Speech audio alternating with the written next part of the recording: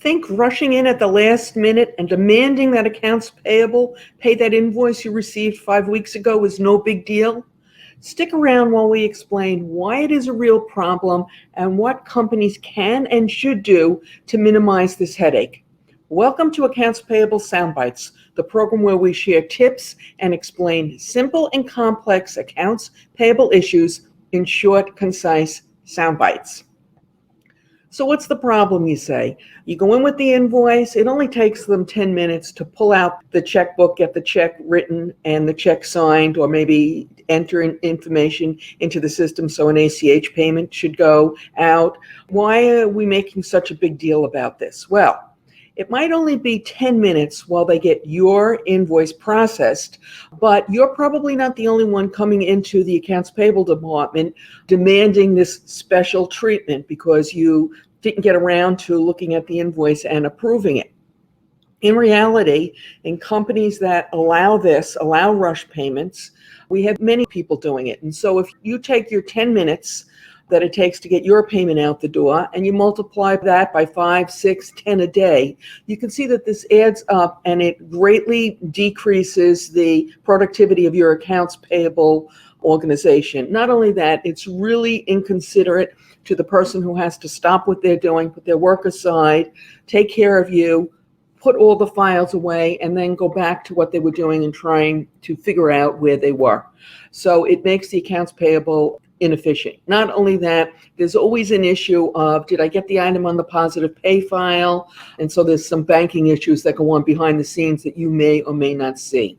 So a lot of time wasted simply because your particular invoice was handled outside the normal production process. What people don't realize is that rush payments, when they're produced like this, have an increased chance of a duplicate payment. And if you're wondering what's the big deal about a duplicate payment, let me explain that most vendors don't return those excess payments, and it requires more work on the part of the accounts payable department to identify those duplicates and go after them and recover those payments. And if they don't, because the vendors don't return them, then it's just money out the door. So that is not a great issue for your company's bottom line.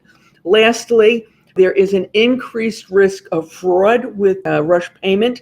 Not to say that all rush payments are fraudulent. Obviously, they're not. But a larger number of rush payments end up being fraudulent than regular payments. So that's why best practice advice for companies that want to run a best practice accounts payable operation is don't issue any rush payments. Well, that's easier said than done, because reality check, nobody's perfect. Everybody makes a mistake once in a while. And sometimes there are even business reasons why we need to have that rush payment made. So what our goal should be is to minimize the number of rush payments that are allowed to go through.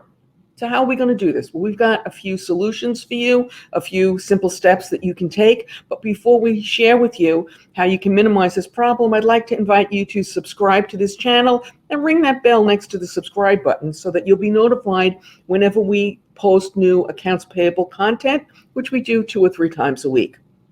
Okay, so how can you minimize these payments, especially when you have somebody jumping up and down in front of you in your office saying, the payment's got to go out, it's got to go out. You've been there. So the first thing you can do, and this is really simple, is ask the person about the payment. When does that payment have to be there? Sometimes the person who's demanding the rush payment does not understand your payment cycle, and actually what they need can be accommodated through your normal production cycle. So if you say, well, when does the payment need to be there? And it needs to be there in 10 days. And let's say it's a check and you're having a check run the next day, or it's an ACH, even better, and you're having an ACH run the next day. And you say, well, if we mail the check out on Friday, or if we make the payment tomorrow, would that be sufficient? And they say yes. And okay, problem averted. They're happy, you're happy. Okay. But it's not always that simple. Sometimes it truly is a rush. The second thing that you can do is convert as many of your payments from paper checks to ACH. Now you say, well, why would that help with rush payments? Sometimes with the rush payment, what people really want is the check, that paper check, so that they can deliver it to the vendor. Now, in some organizations, they may want that check to deliver to the vendor because they see it as an increased opportunity to get more business. And, that's a little different story.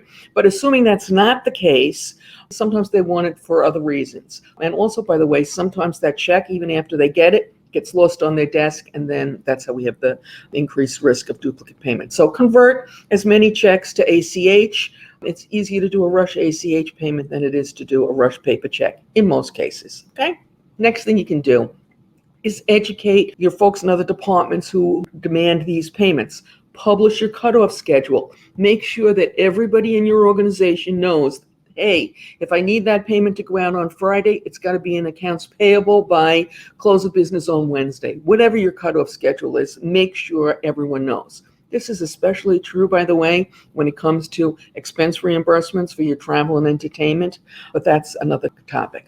The last thing that you can do, and this is a little tough, this is tough love, to be honest, is just say no. So if you have somebody who's continually in there, you've explained to them over and over again, and yet they continue to show up week after week with their rush payments because they can't seem to get their act together, assuming you have supportive management. And if you don't have supportive management, don't do this because you'll end up with egg on your face. But assuming A, you have supportive management, and B, by doing this, you're not going to cause the factory to stop production, just say no, okay? You've been in here, I've threatened you, this is the 5th time this month. No, we're not going to stop our work. Now, what will happen when you say no is they'll turn around and they'll go over you. They'll go to your boss or your boss's boss. So this is where I say you must make sure you have supportive management before you do this. Because if you don't, and you say no, and they go to your boss comes back and says, hey, go ahead, cut the check, you end up with egg on your face, and then you have no leverage with this person. Okay, so do you have any tips on how you stop this problem of rush payments within your organization? We'd love to hear them. And if you put them in the comment field, not only will I benefit, will I learn something, but so will your peers who happen to listen to this as well.